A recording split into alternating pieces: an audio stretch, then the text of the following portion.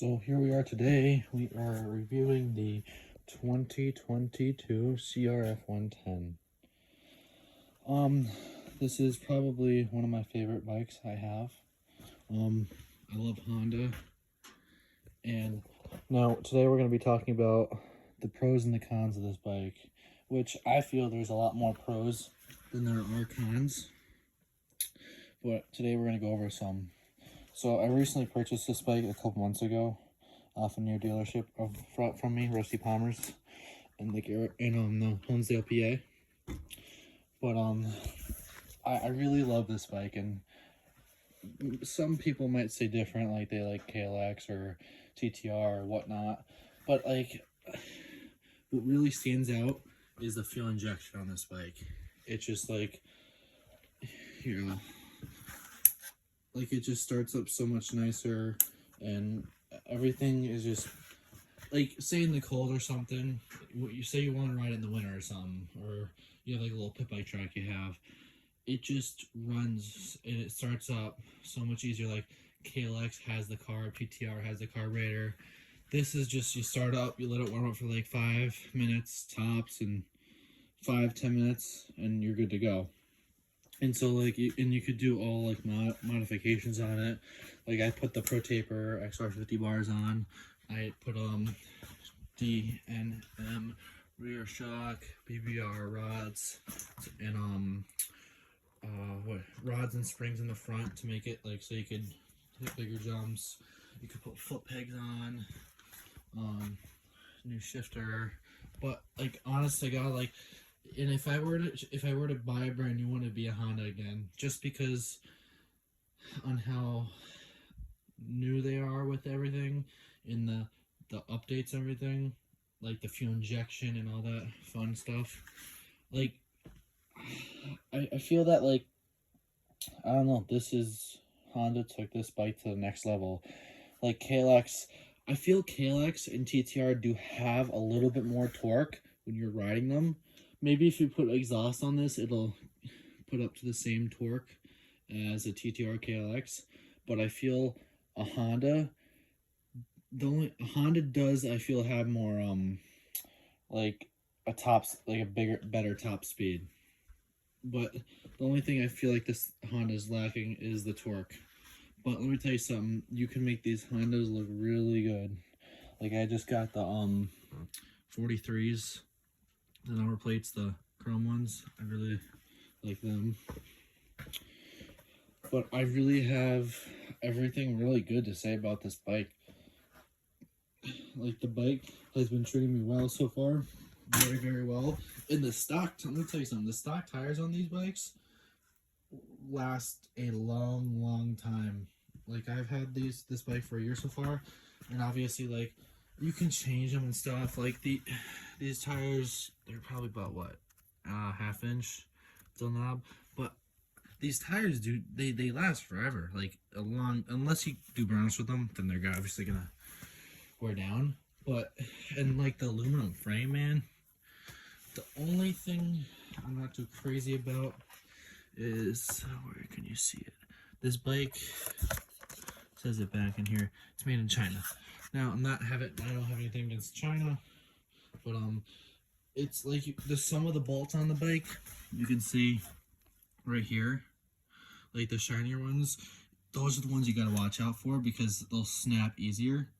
And when I previously had a new 110, my first 2019 CRF 110, I was tightening down these bolts here, the bar clamp bolts, and when I put these bars on my old bike, when I put them on, one of the ones I went to go tighten them, and I was just like making them tight, obviously, so if you pull up or something, the bars won't fold back. It just snapped, and I was like, it just kind of sucked, because then I gotta drill it out, put another one in. But like, just some of the bolts are kind of chintzy on it. But overall, if I were to get another one, it'd probably be this one. Try to get better video of how the bike looks. And you can also buy like foot pegs and stuff. Now, there are different types of foot pegs you can buy for these bikes. There's like $30 ones, or there's like $150. It all depends really on how much you want to spend. Like these ones are 35 bucks. The thing with these is, you can get them on Amazon, and they come with pins, and the pins that come with them are shorter. So you got to use the stock Honda pins for these pegs. They're about 35 bucks on Amazon, or you can get, like, another name is Flow Foot Peg. You can get those for like 70 to 100. Let's talk about the suspension on this thing. So I have, like I said in the beginning of this video earlier, this has D and M suspension, and I really do like it. The only thing I see that is bad about the suspension is when you get bigger suspension, you tend to do bigger jumps, and you do bigger, keep going. It gets a little sketchy at times because you tend to push yourself quite crazy, especially if you have a bunch of buddies and stuff. But you go to the next level, but you just gotta have fun, and that's what these bikes are about. And you can see in the back of the suspension here, you could tune it here fast, slow, depending on how you want yours set. And then to put these in, the D&M rods, those are pretty easy. You screw it, that comes off, and you put them in. And you could actually use the same fluid if you want. Drains out there, and you pour it back in there.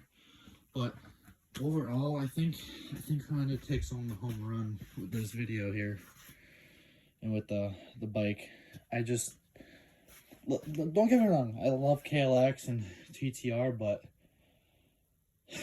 they haven't changed anything. Like KLX, Kawasaki, they put like different designs on the shrouds here, like and obviously Honda too.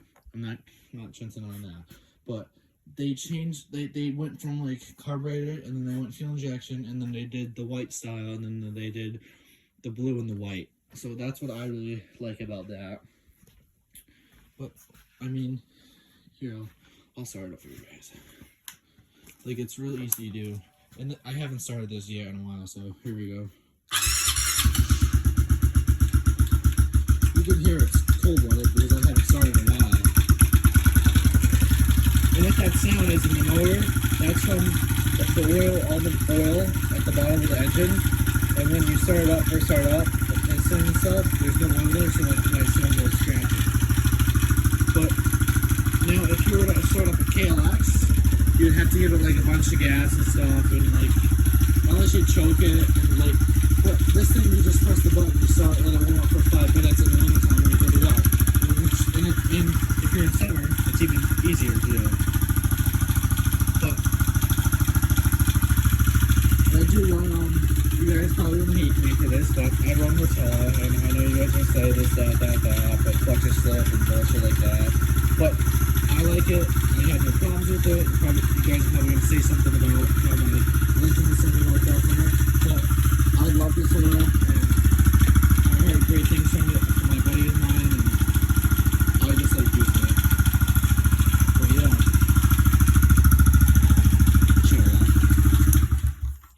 But and you can get so much stuff for this thing too. Like, they sell BBR frames for this.